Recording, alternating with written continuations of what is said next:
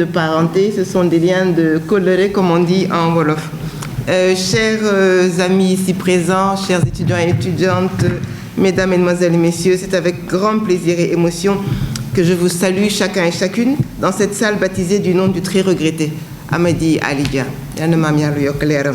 C'était un ami d'enfance de mon père, son plus que frère, et sa gentillesse, son humour, sa grande érudition nous manquent chaque jour. Donc merci encore, Dr Diallo et toute l'équipe de l'Harmattan pour avoir choisi son nom pour baptiser cette salle. Je suis ici à l'invitation de Maître Doudou Ndoye pour représenter mon père, le magistrat Ousmane Camara, qui s'honore de s'être attiré l'amitié indéfectible et de longue date du grand juriste et du grand homme, tout simplement, qu'est Maître Doudou Ndoye. Mon père, c'est mon héros. J'aime qu'il aime et je porte au nu quiconque le porte au nu. Pour cette raison, et pour d'autres que je m'en vais détailler ici, Maître Doudou Ndoye est aussi mon héros. Je voulais parler de l'intérêt des publications de la maison d'édition Edja.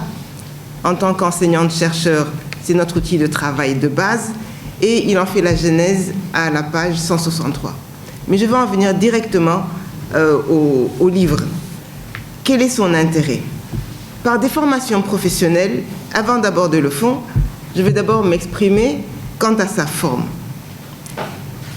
Il est fin, élégant, agréable, pétillant, instructif et plein de sagesse.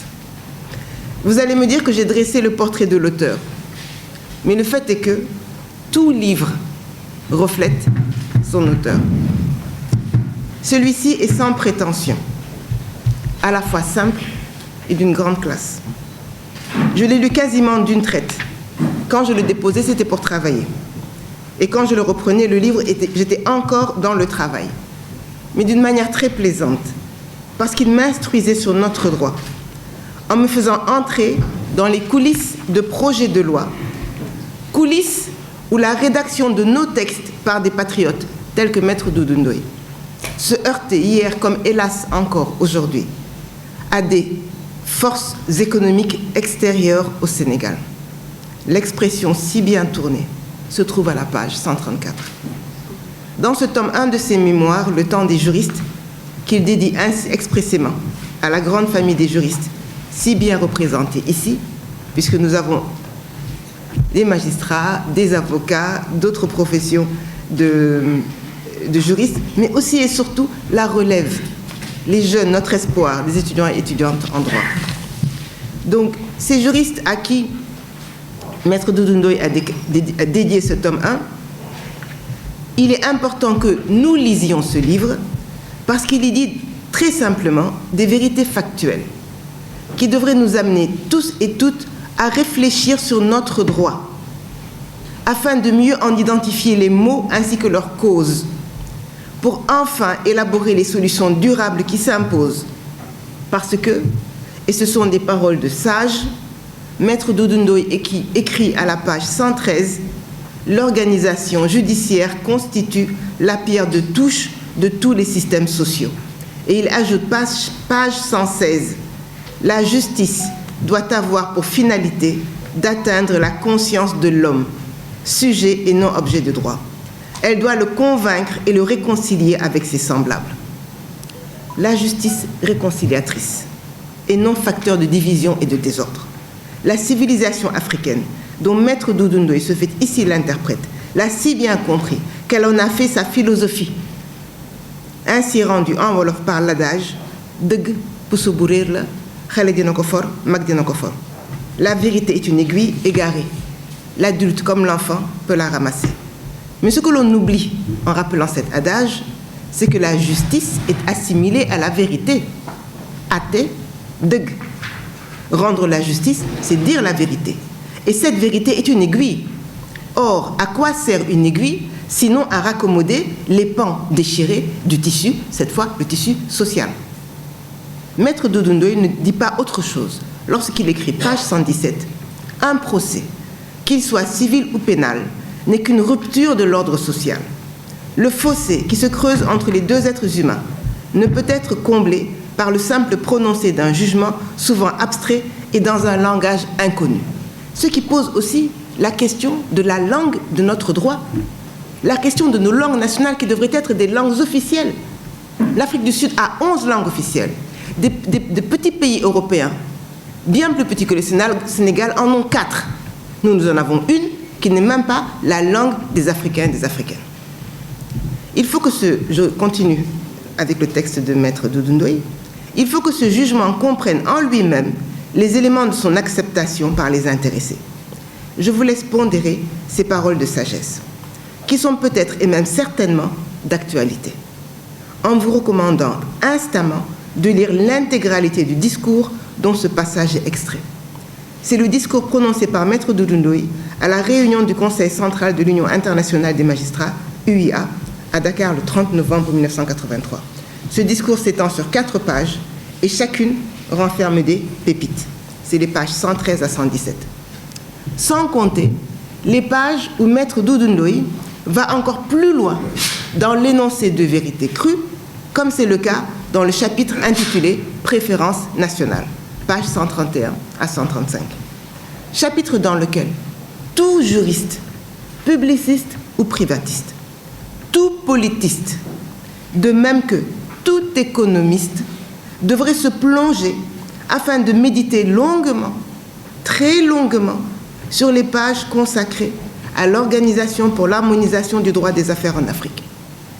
C'est quasiment une obligation, sinon un devoir, au sens moral du terme, quand on y lit, je cite, page 134, « Les forces économiques extérieures au Sénégal se sont prémunies de cette tendance, et il parle de la préférence nationale, sur les sols d'Afrique noire francophone en initiant ce qui est appelé l'Organisation pour l'harmonisation du droit des affaires en Afrique, OHADA, privant les parlements du pouvoir législatif sur toutes les matières du, entre guillemets, business, et confiant le jugement final des contentieux à une juridiction installée à Abidjan qui se substitue aux cours de cassation nationale. Ainsi, les députés de nos pays n'ont plus voix au chapitre sur les affaires. Nos magistrats supérieurs en sont aussi écartés. Les peuples d'Afrique perdent leur souveraineté législative et leur justice économique. Et ma question, ce devrait être notre question, cette perte de souveraineté, elle est au profit de qui? Elle est indicative de quoi? Mais d'autres passages sont également source de réflexion pour tous et toutes, juristes ou non, notamment pour celles et ceux pour qui mimétisme juridique égale modernité. Ainsi, traitant de la réforme du système judiciaire de 1984, Maître Doudou Ndoye en profite pour exposer, l'air de rien, toujours tout en finesse, dans ce livre, c'est toujours comme ça avec lui, il expose la réalité de notre système juridique, une réalité dont personne ne veut parler. Je cite, page 121. Ces juridictions, il parle des justices de paix, étaient dirigées par des juges de paix qui étaient tous d'anciens greffiers reconvertis à l'exercice de juger le droit civil. Surtout le nouveau système juridique sénégalais, c'est-à-dire celui qu'on a mis en place après à l'indépendance. Mais hélas, rien n'a changé depuis là encore. Donc ce système juridique, nous dit Maître Doudou Ndoye, est fait de droit romain, des droits coutumiers français, synthétisés dans le Code civil napoléonien par les juristes du Nord coutumiers et ceux du Sud romanisés, auxquels le Sénégal avait associé les règles de la charia islamique soufie. Il faut chercher le droit absent de cette liste et surtout la cause de cette absence.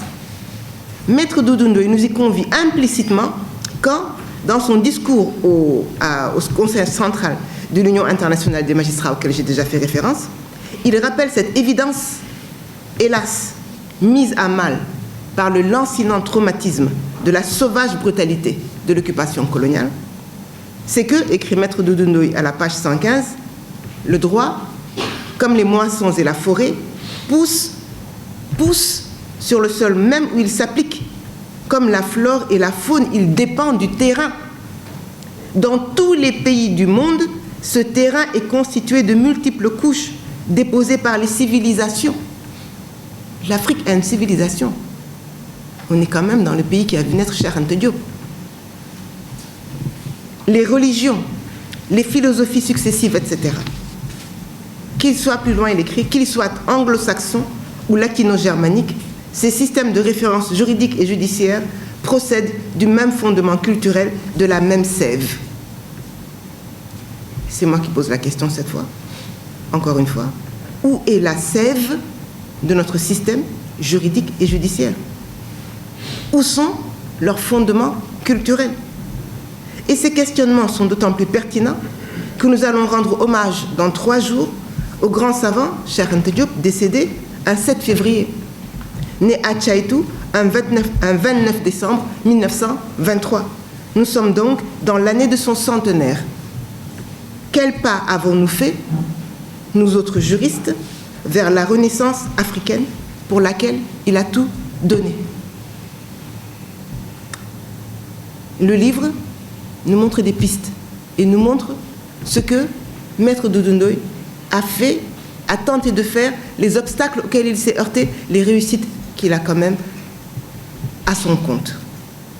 Chers amis, chers étudiants et étudiantes, chers maîtres, mesdames, mesdemoiselles et messieurs, je vous remercie de votre aimable attention.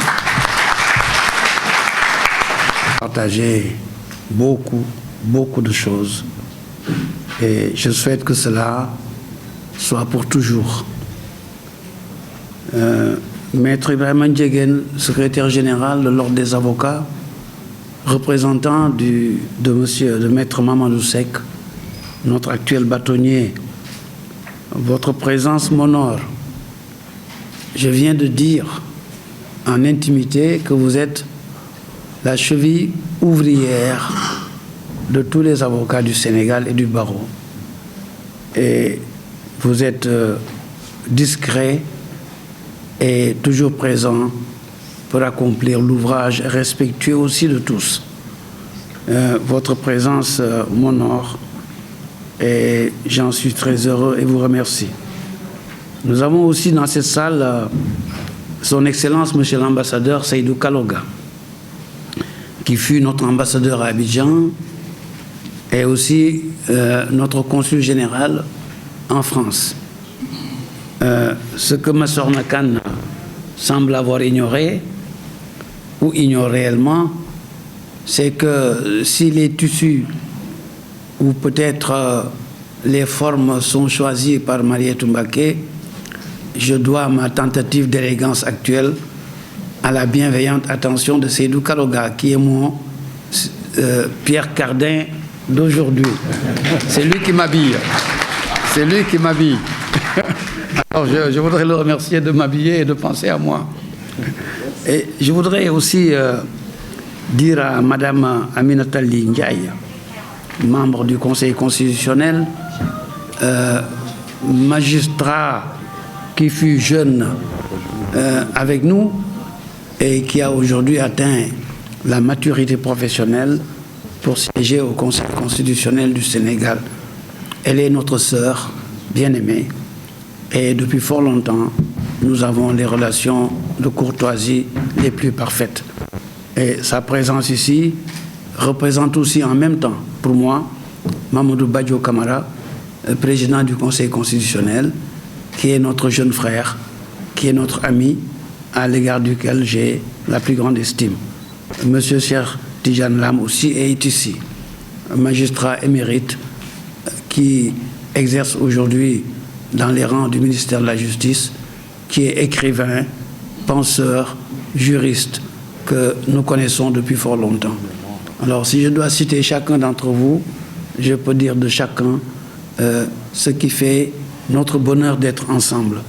Je voudrais aussi signaler la présence que Mme Adama Gueye a déjà fait, ou Massorna Kane aussi, la présence de M. Jean-Michel Seck, qui est notre ami, qui fut directeur de la SAR, qui est écrivain et qui est un expert dans le domaine du pétrole, ce dont nous avons le plus besoin aujourd'hui au Sénégal.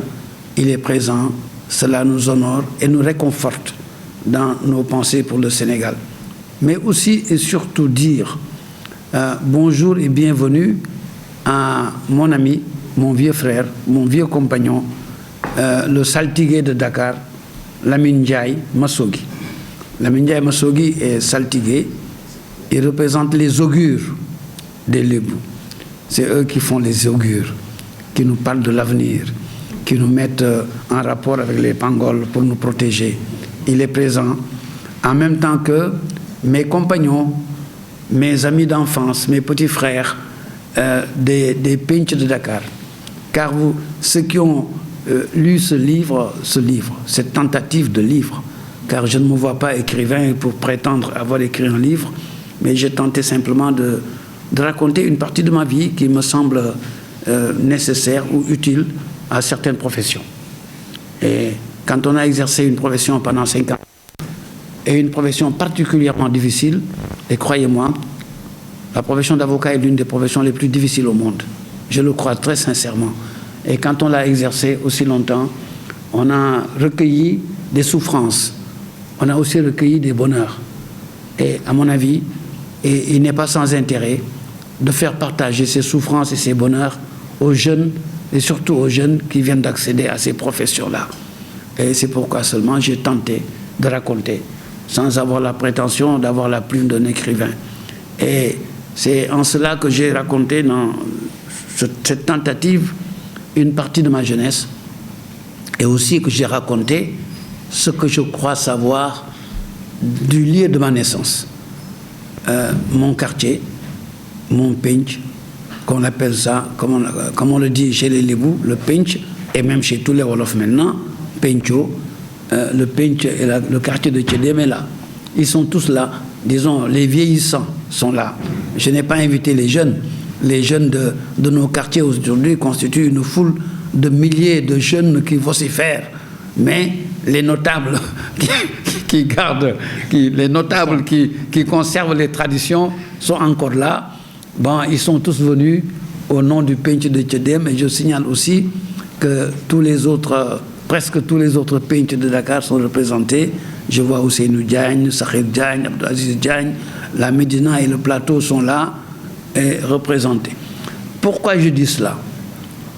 Parce que je viens de lire un livre, dans un livre plutôt, encore une fois qui m'a été donné par mon Pierre Cardin.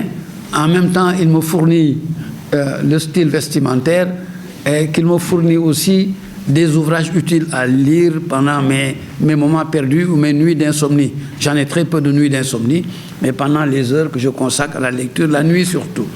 Et c'est après avoir sorti cet ouvrage-là et parlé beaucoup du pinch de Tchédem et de mes origines que je découvre dans un livre que je me suis permis d'apporter pour que ma mémoire ne me fasse pas défaut et que je sois certain de ce que je dis. Seydou Kaloga m'a offert ça, Sénèque, Apprendre à vivre. Et quand je lis Sénèque, à la page 13, simplement je lis une phrase. Sénèque est contemporain de Néron, ce grand et dangereux Néron que vous connaissez, que vous avez tous appris dans les livres d'histoire de la Rome antique. Sénèque, 62 après Jésus-Christ, c'est-à-dire 2000 ans maintenant, il y a 2000 ans, 20 siècles, il écrivait ceci, et je le lis, que le terroir n'est pas l'horizon indépassable de toute aventure humaine, parce qu'il luttait contre la xénophobie, le fait de valoriser sa race aux dépens des autres. Il luttait contre la xénophobie et il écrivait que le terroir n'est pas un horizon indépassable pour l'aventure humaine, mais c'est un simple tremplin pour l'univers, l'universel. Que le terroir n'est pas un horizon indépassable, mais un tremplin vers l'universel. Être soi-même, oui, mais pour aller vers les autres. Et quand je repense à Léopold Sédar Senghor, qui nous a bercés pendant une vingtaine d'années, de sa poésie lyrique autour de Joal, de Fadiout, de Ngazobil, de ses îlots sérères et de ses origines, mais en même temps, il nous en délivrait pour nous dire « allons vers la civilisation de l'universel ». Et je me suis dit, que Senghor n'a-t-il pas lu Sénèque? Senghor a lu Sénèque, il l'a compris. Il a compris qu'il il faut partir de soi pour aller vers les autres. Et quand l'homme n'a pas de racines, il n'est pas possible que cet arbre sans racines donne des fruits que les oiseaux transportent ailleurs pour que d'autres arbres poussent. C'est un arbre planté dans ses racines, bien arrosé dans ses racines, qui donne des branches, qui donne des fruits. Les fruits tombent, les oiseaux les ramassent, les portent ailleurs et ça produit d'autres arbres ailleurs. Le lien entre l'avenir, le passé et l'avenir, le lien entre soi-même et les autres doit être un lien indéfectible. Je crois avoir senti dans cette lecture que peut-être je n'ai pas eu tort, que peut-être, je dis, je n'affirme pas, que peut-être je n'ai pas eu tort de m'accrocher toute ma vie à mes racines et à mon quartier. Vivre avec les gens que j'ai connus depuis 80 ans presque maintenant, dans les rues que j'ai connues, aller dans les mosquées que j'ai connues, participer au Tamkharit, au Tabaski, à tout ce que mes parents et mes grands-parents m'ont appris et ne jamais l'abandonner, me permet de pouvoir affronter les autres. Peut-être d'être fort partout, parce qu'on est quelqu'un quand on y va. J'ai pensé aux Sénégalais, aux Wolof, émigrés. J'en ai vu quand j'étais jeune, et j'ai écrit un peu que dans notre jeunesse, toutes les personnes de ma génération ou un peu plus âgées que moi pensaient à l'émigration. Et la plupart s'étaient émigrés et ont vécu en Europe. Mais quand on les trouvait à l'époque en Europe et qu'ils étaient au milieu des Français, des Anglais, ils étaient plus Français que les Français, ils étaient plus Anglais que les Anglais, et ils étaient tous des chômeurs, des voyous, des délinquants, à 80%. Mais quand on les voyait, on n'osait pas leur manquer de respect. Parce qu'ils étaient propres, ils étaient civilisés, ils savaient se tenir, et ils n'avaient aucun complexe à l'égard de qui que ce soit sur cette terre. Même s'ils étaient chômeurs et délinquants. Parce qu'eux, ils venaient d'une racine, et de racines qui étaient fortes et qui étaient solides, et ils se sentaient forts partout. Et en fait, ça nous ramène à la pensée de Sénèque, à Senghor fut, à ce que Senghor fut, tenir à ses origines et aller vers l'universel. J'ai essayé de montrer un peu, dans cet ouvrage, les liens que j'entretiens avec ma communauté. J'ai essayé aussi, j'ai tenté, parce que le départ de ma vie et la fin de ma vie se passent avec eux. Mais entre-temps, il y a le travail. Il y a le travail. Le travail, c'est quoi? Avocat. Le travail, c'est quoi? Enseignant le droit. Bon, dans ce travail-là, il y a des expériences, il y a des rencontres. Et j'ai essayé de raconter ce qui s'est passé, notamment dans ce travail d'avocat, où à travers ce travail, j'ai rencontré, et aujourd'hui, j'ai l'honneur de recevoir Mme Fatou Bintou Ndoye, qui est là. Mme Fatou Bintou Ndoye, avocate, puis magistrat, et maintenant notable dans les rangs des grandes dames du Sénégal. Fatou Bintou Ndoye a rencontré dans sa carrière une difficulté majeure que j'ai citée dans cet ouvrage à partir de la page 85. Et au fond, c'est grâce à son combat que j'ai soutenu que le barreau aujourd'hui peut d'être en si grand nombre. Parce que avant que je fût ministre de la Justice, j'étais avocat. Et une certaine catégorie d'avocats ne souhaitait pas que ce Doudou Ndoye progresse. Bon, mais je suis né à Tchédé au marché Sandaga. J'ai appris à recevoir des coups avant même ma naissance. Donc c'est dans mes gènes que de recevoir des coups. Des coups ne m'ont jamais abattu et n'y réussiront jamais d'ailleurs. Alors, donc en ce moment-là, ayant appris à recevoir des coups et à transcender, j'ai ouvert les portes du barreau dans mon cabinet. Et à un moment donné, le barreau a dit, quand je disais le barreau, je dis les avocats anciens qui étaient au Conseil de l'Ordre, ils disent, c'est fini, personne ne rentre plus ici. Et c'est en ce moment que Fatou Bintou Ndoye et Mme Monique Dieye ont voulu rentrer au barreau. Les gens ont dit, niet, il n'est pas question. Il a fallu un procès, un vrai procès, un grand procès, intenté par Fatou Bintou Ndoye, Monique Dieye et moi-même contre l'ordre des avocats et un arrêt de la Cour d'appel de Dakar pour qu'on puisse dire, attendez doucement, hein, vous ne pouvez pas fermer la porte du barreau. Et Fatou Bintou donc a fait sauter le verrou, elle et Monique Dieye, par un arrêt de la Cour d'appel de Dakar. En fait, c'est le même phénomène. C'est phénoménal ce qui se passe en Afrique. C'est le même phénomène qui a failli se répéter lorsque j'étais garde des Sceaux, ministre de la Justice. Et en ce moment, les avocats aussi ont demandé au garde des Sceaux, mais en oubliant le passé, parce que dans le passé, j'étais celui qui ouvrait le barreau. Maintenant, je deviens avocat, ils viennent me dire fermez le barreau. Alors, je refusais de fermer le barreau. J'ai dit non, il n'est pas question.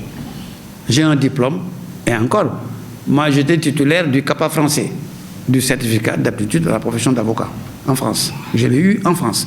J'aurais pu prêter serment en France si je l'avais voulu, mais je suis venu prêter serment au Sénégal. Alors, titulaire du CAPA, j'étais pratiquement le seul. Je ne voyais pas quelqu'un titulaire du CAPA à l'époque au Sénégal. Mais parce qu'on n'avait pas besoin du CAPA pour être avocat. Mais moi, je l'avais. Et j'ai ouvert le barreau en tant qu'avocat. J'arrive ministre de la Justice, on me dit fermer le barreau. J'ai dit, il n'est pas question. On va faire une loi pour rendre un peu plus difficile, mais je dis bien un tout petit peu plus difficile, l'entrée au barreau. Mais il n'est pas question de fermer ce barreau. Et croyez-moi, j'ai payé le prix de cette phrase-là. Et on me dit, mais vous êtes avocat. J'ai dit, non, je ne suis pas avocat ici. Je suis un ministre de la Justice, chargé de veiller sur une république, et non pas sur un barreau. Alors, il a été raconté que j'ai dit, allez vous faire voir, je ne suis pas avocat. Et alors, mais les rumeurs arrivaient au ministère. Qu'est-ce qu'on n'a pas dit sur Doudou Ndoye? Assane Seck est là. Je crois qu'il est témoin. Et il est témoin de tout ce qui s'est dit, tout ce qui s'est fait contre, à partir de ces incidents-là. Mais il fallait arriver à ce que le barreau existe.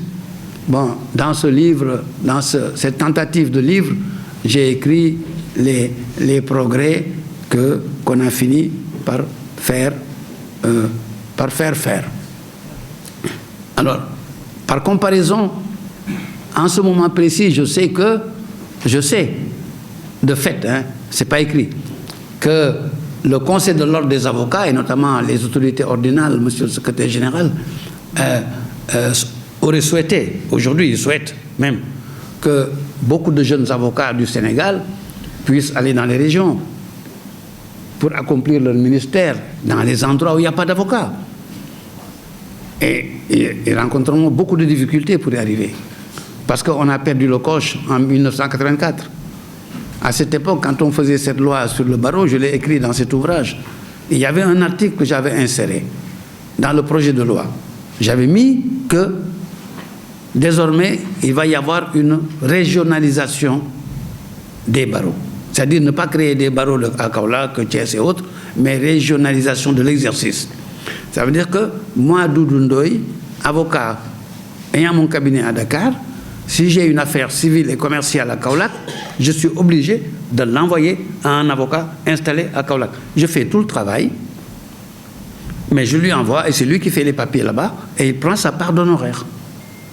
Mais c'est ce qui se passe dans tous les barreaux de France. Il y a 46 barreaux de France, c'est la postulation. Je suis retraité du barreau de Paris. Ma carte de retraite est dans ma poche. J'étais avocat, plein au barreau de Paris et plein au barreau de Dakar. Et avant, plein au barreau de Marseille et plein au barreau de Dakar. J'ai dit que j'ai prêté serment d'avocat à nouveau devant la cour d'appel d'Aix-en-Provence, en même temps que j'étais avocat au barreau de Dakar. Alors, en France, à moi, avocat au barreau de Paris, Seydou Kaloga ici, Habibatou Touré qui est dans la salle, avocate au barreau de Paris, ne peuvent pas aller faire une assignation et présenter une affaire civile ou commerciale devant la cour d'appel ou le tribunal de grande instance de Lyon, de Marseille, de Rennes, etc. Ils sont obligés de faire tout le travail chez eux, de l'envoyer à un avocat du barreau de Rennes ou de Marseille, et c'est celui-là qui fait la procédure, simplement. Mais c'est leur affaire, ils sont les avocats plaidants. Et c'est eux qui distribuent les honoraires, et c'est eux-mêmes qui payent l'avocat qui s'occupe de leur affaire.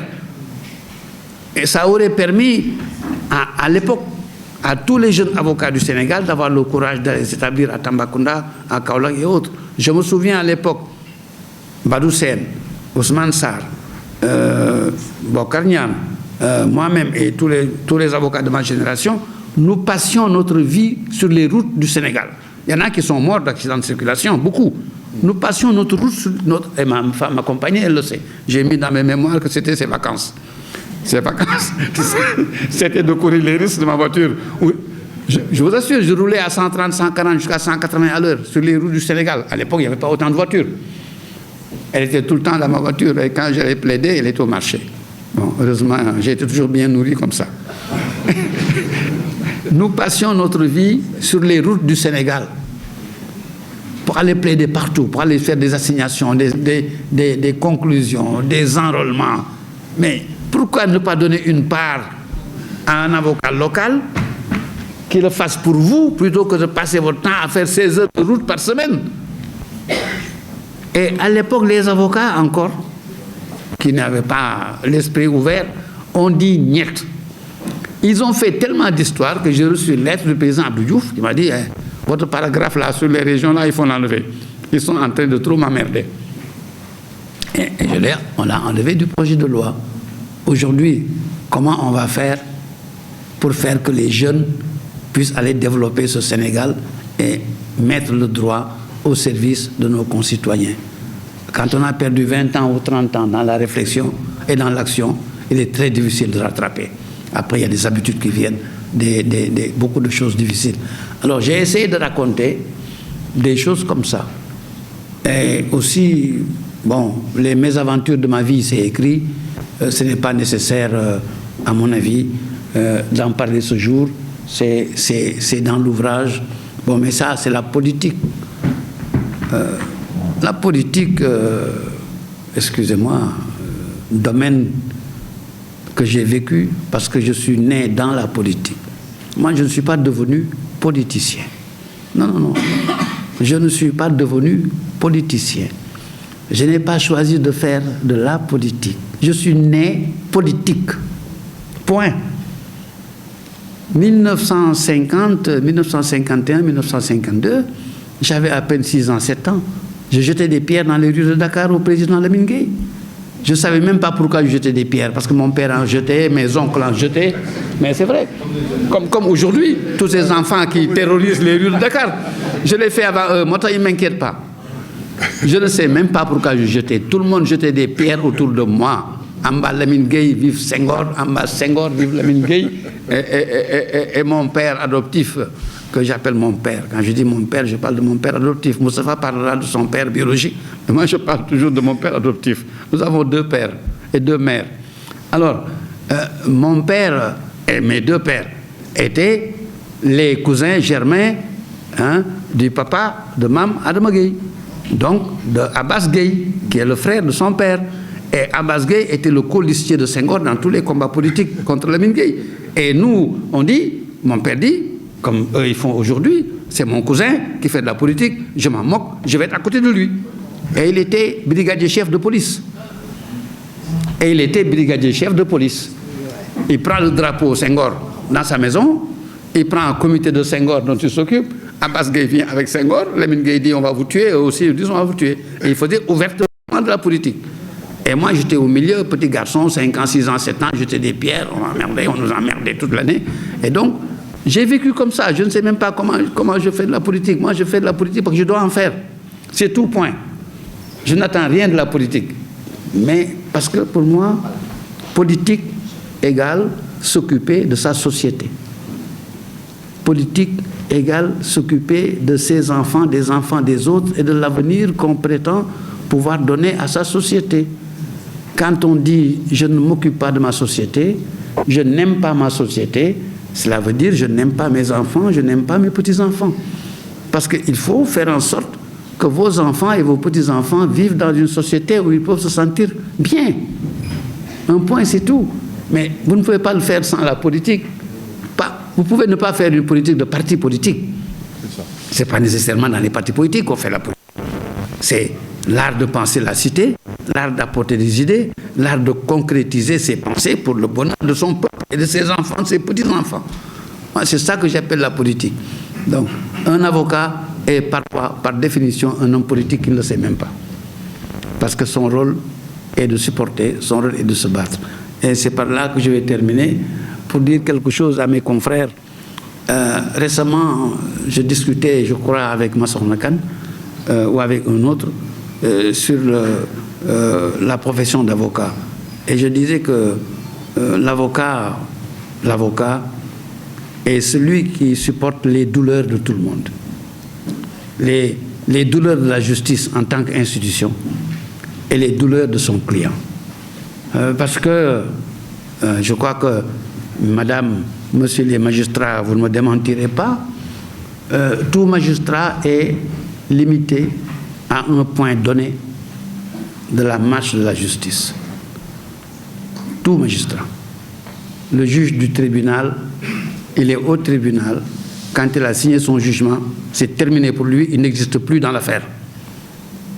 Le juge du Conseil constitutionnel, le membre du Conseil constitutionnel, j'aime pas ce mot juge, parce que je ne voudrais pas qu'on assimile les membres du Conseil constitutionnel à des juges. Juge constitutionnel si on veut, par extension de langage, mais les membres du Conseil constitutionnel, une fois qu'ils ont rendu leur décision, c'est terminé. Un juge de la Cour d'appel qui a rendu son arrêt, c'est fini pour lui. Cour de cassation qui a rendu son arrêt, c'est fini pour lui. Chaque juge est sur une marche d'un escalier. Il n'y a que l'avocat qui se trouve tout à fait au départ et tout à fait à la fin, d'un bout à l'autre. Du bout jusqu'au bout. De la pensée à travers l'action jusqu'à la mort de lui-même et de tout le monde. L'avocat est le cœur de toute la marche de la société. Il est du pied jusqu'aux cheveux de la tête. C'est la personne qui supporte tout, qui accomplit tout, qui souffre de tout. Il souffre pour son client, il souffre pour la justice. Parce qu'il est en même temps responsable à l'égard du peuple. Le magistrat n'a aucune responsabilité à l'égard du peuple. C'est le peuple qui lui a délégué le pouvoir de décider, il a décidé, terminé. Mais celui qui doit rendre compte, c'est l'avocat. Et ce métier est un métier de souffrance. Et il doit être bien reconnu et bien respecté. Et je dis bien reconnu, bien respecté, et de tous. Parce que c'est le métier auquel on a recours, qu'on soit roi, empereur ou sujet. Qu'on soit roi, empereur ou sujet, on a besoin du recours d'un avocat. Comme tous les êtres humains, nous les musulmans, on a besoin du recours de notre prophète, Mohammed sallallahu alayhi wa sallam, le jour qu'on sera en face du Seigneur. Les catholiques aussi ont besoin du recours de Jésus, etc. Donc, l'avocat est l'âme intermédiaire de toutes choses et nous devons donc nous efforcer à bien connaître ce que nous faisons et à faire respecter notre métier. Si je dois parler de tout ce qui est là-dedans, je ne saurais plus où m'arrêter et quand m'arrêter. Sauf à dire quelque chose que Mme Fatou Kiné Camara a dit, en rendant hommage à sa perspicacité, parce que quand elle a fini de présenter, je lui ai dit, hey, j'ai l'impression que je vais venir apprendre ce livre à côté de vous. Et heureusement que Mme Gueye a eu la même perception que moi. Et franchement, elle a dit quelque chose que j'ai écrit et que je crois réellement, qui est très très sérieuse. Qui est très très très sérieuse. L'unité africaine, elle n'est pas là. Hein. On peut en parler autant qu'on veut, elle n'est pas là. Ça c'est clair. Chaque État est encore un État et chaque État fait ce que bon lui semble. Alors comment pouvez-vous concevoir? C'est une question que je vous laisse. Comment peut-on concevoir que pour tout le Sénégal, monsieur le ministre, le droit des affaires touche tout le Sénégal? Ici, dans cette salle, monsieur Abdoulaye Diallo, l'Harmattan est une société anonyme. Cet éditeur est une société anonyme, donc société commerciale, par sa forme et par toutes ses activités. Tout ce qui se fait, tout ce qui nous nourrit et nourrit nos enfants, tout ce qui est la cause des grèves, des histoires, des jets, des emprisonnements, c'est ce qui nous nourrit et nous met en sécurité. Mais ça, c'est les affaires. Aucun juge aujourd'hui, les plus grands magistrats du Sénégal à la Cour suprême, n'ont pas à s'exprimer sur ça. Ne les jugent pas. Voilà. Alors qu'on les paye pour juger nos affaires et nos contentieux. nos députés qui sont en train de se battre à l'Assemblée nationale pour dire, bon, je sors celui-là, je rentre celui-là, personne n'a le droit de faire voter une loi sur ça, ni de proposer. Alors, à quoi ça a servi pour nous de voter et d'élire des députés, comme le disent? C'est pourquoi j'ai dit, jamais, plus jamais dans ma vie, je serai candidat à quoi que ce soit. Franchement, moi, c'est fini pour moi, candidat à quoi que ce soit dans ma vie, sauf ma famille, les belles lettres et la sécurité de ma vie. Parce qu'on nous a dépouillés de tout. On nous a dépouillés de tout. Et je dis bien de tout. J'ai passé ma vie à écrire, à me battre, pour qu'au moins, quand on n'a pas la force de tout rattraper, qu'on essaie de corriger un peu, de trouver des corrections, de réfléchir, de trouver une façon d'amoindrir le mal. Comment pouvons-nous concevoir qu'aucun de nos députés que nous avons élus n'ait le droit de dire une loi sur le commerce qui est derrière, le petit commerçant qui est là, qui nous sert à manger, ces relations juridiques qui lui permettent de faire ce repas? Aucun des députés n'a voix au chapitre dessus. Mais quel est ce pays? Quel est cet État? Au temps colonial, nous étions représentés au Parlement français. Senghor était député, Abbas Gueye était sénateur. Des Africains étaient députés au Parlement. Lamine Gueye, en 1946, a fait voter au Parlement français la loi qui a libéré tous les Sénégalais de la servitude, et tous les Africains de la servitude, et tous les Asiatiques qui étaient colonisés français de la servitude. Mais aujourd'hui, 70 ans après, ou 100 ans après, nos députés ne peuvent pas se prononcer sur les moindres choses qui nous font vivre. Voilà la question aujourd'hui que je pose et que j'ai posée depuis 20 ans. Personne ne me répond. Chacun se tait, parce qu'ils ne veulent pas qu'on dise « ouais, la Côte d'Ivoire va se fâcher », mais la Côte d'Ivoire vit pareil. Aucun de leurs députés n'a le droit de se prononcer sur ce qui fait vivre les Ivoiriens. Aucun député malien n'a le droit de se prononcer sur ce qui fait vivre les Maliens. Alors, qui se prononce? On dit un petit collège de ministres qui se réunit à Yaoundé, sous l'égide de nos bienfaiteurs, qui leur préparent les projets de loi, qui leur disent ce qu'il faut faire, et puis ils envoient, nos ministres signent. C'est un ministre qui remplace le Parlement sénégalais, que nous avons élu.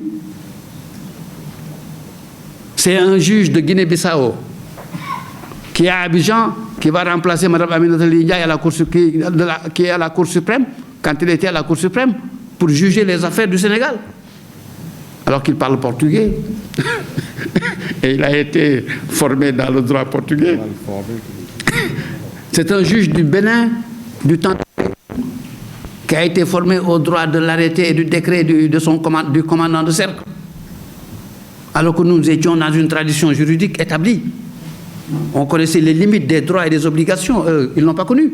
Ils ne connaissaient que la volonté du général et du colonel.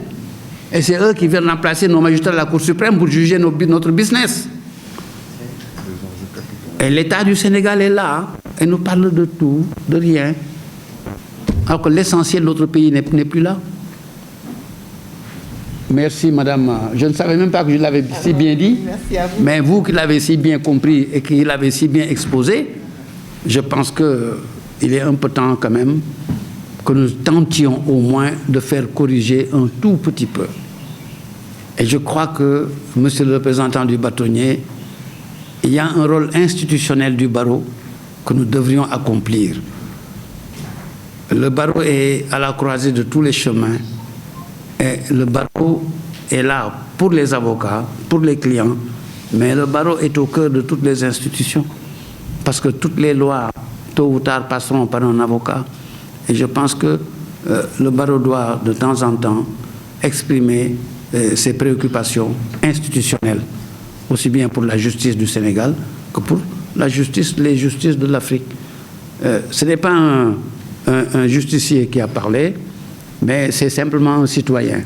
Et pour dire aussi que dans ce livre, excusez-moi, c'est par là que je termine, j'ai expliqué quelque chose qui est local. Cela résulte d'une longue histoire et de quelques combats. L'histoire est que Dakar était occupé par les Lébous. et en communauté avec les Français, les Libanais, etc. Et la France avait fait un pacte avec ces Lébous pour leur dire, bon, écoutez, vos terres qui sont là, il faut nous les donner, et je vous fais des lotissements ailleurs à côté. Bon, les lotissements ont été faits, les lotissements sont occupés, et il y a des terres sur ces lotissements. C'est tout le cœur de la ville de Dakar qui est abandonné, qui est sale, il y a de beaux immeubles par-ci, par-là, mais l'essentiel, c'est des taudis, pratiquement. C'est des vieilles maisons abandonnées, les rues sont occupées, et beaucoup de terrains qui n'appartiennent à personne.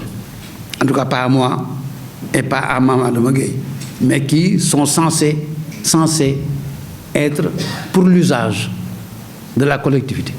Censés être pour l'usage de la collectivité. Et ça, c'est une zone de non-droit. Et parce que c'est une zone de non-droit, depuis 1905, personne n'a jamais pu rien faire sur tout ça. Et peut-être c'est la plus grande fortune terrienne de Dakar. Mais qu'est-ce qu'il faut faire? Il faut trouver une formule quand même. La formule a été trouvée par mes grands, des gens plus anciens que moi, qui ont trouvé une formule un petit peu contre les gemmes, mais avantageuse. Parce que toutes les formules ne respectent pas les lois. Mais quand même, c'est une formule pratique. Avec le président Abdou Diouf, ils ont trouvé la formule d'un usufruit perpétuel donné par l'État. L'État s'approprie tous ces biens-là, fait un titre foncier à son nom et concède à la collectivité lébou informelle l'usufruit. Vous pouvez l'utiliser toute votre existence, pour toujours, vous, collectivité. Mais la collectivité aussi n'a pas de personnalité juridique.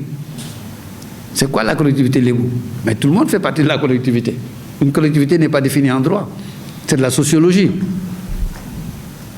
Mais c'est une astuce juridique, hein, astuce contre les gemmes, qui viole un peu les lois du Sénégal sur le plan foncier.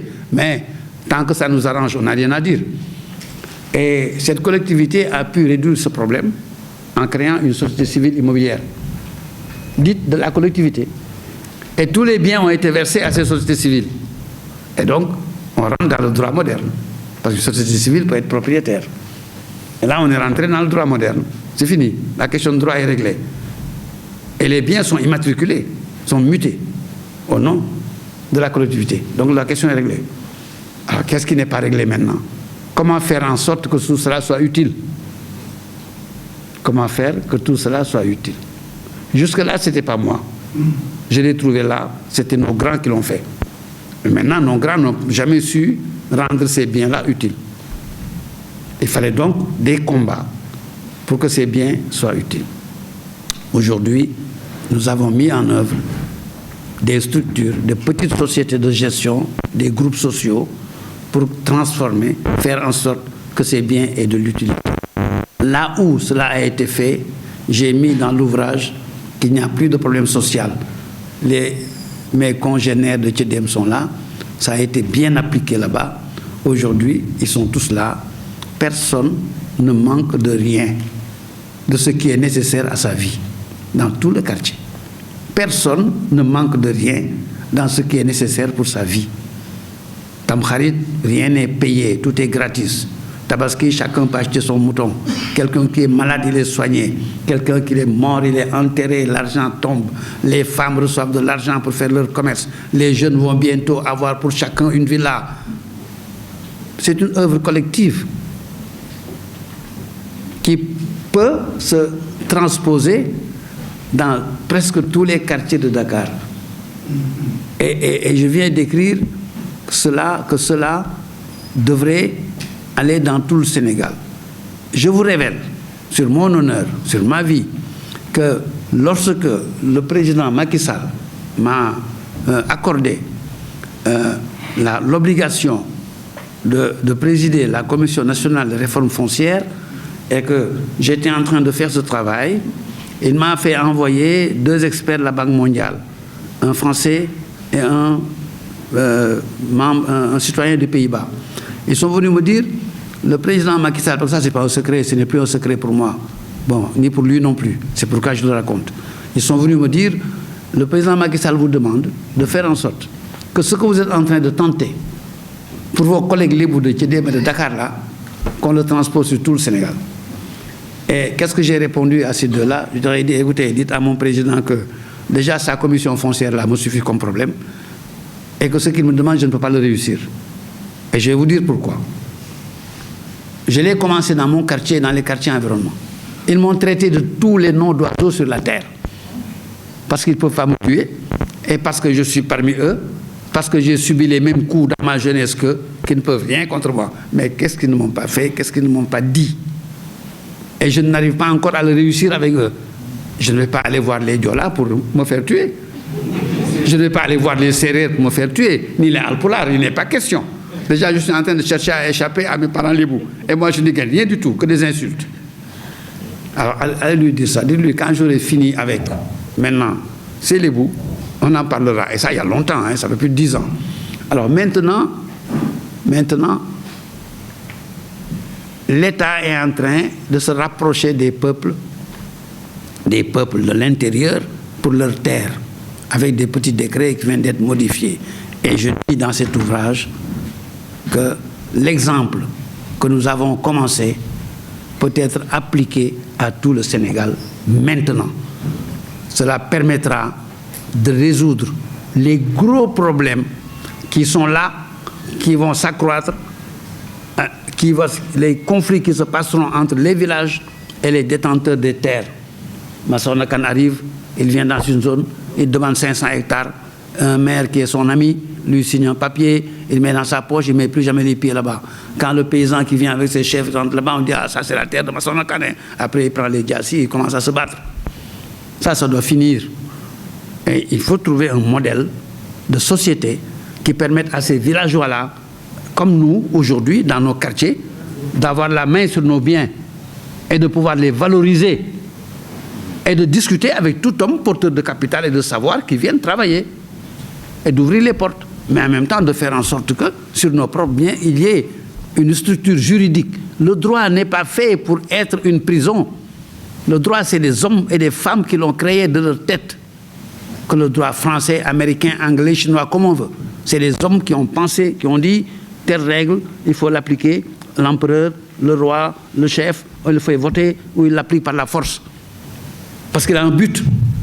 Le droit est là pour réaliser des buts. Si nous avons un but et si nous sommes instruits, si nous avons du savoir-faire, on doit pouvoir utiliser ce droit et notre savoir-faire pour créer des règles de droit qui sont les nôtres afin de réaliser des buts sociaux qui sont la raison de notre existence. Nous devons aller vers la société des hommes. Notre savoir ne peut être utile que lorsqu'il sert la société des hommes. Sinon, c'est de l'abstraction. C'est tout. C'est un peu, et pour ça je termine, c'est un peu ce que disait Kelsen. La mauvaise théorie de Kelsen, c'est de faire de l'abstraction juridique une pyramide, en oublier que la pyramide doit servir une réalité. Que dans les pyramides et sous les pyramides, il y a Nefertiti, il y a tous les pharaons d'Égypte sous les pyramides. La pyramide elle-même n'a aucun sens sans son utilité. Voilà pourquoi je suis un peu un révolutionnaire juridique. Je cherche à réfléchir par moi-même par rapport à ce que veut ma famille et par rapport à ce que veut notre peuple. Excusez-moi d'avoir été un peu long. C'est Fatou Touré qui m'a conduit sur ce terrain. Ah, c'est elle, hein?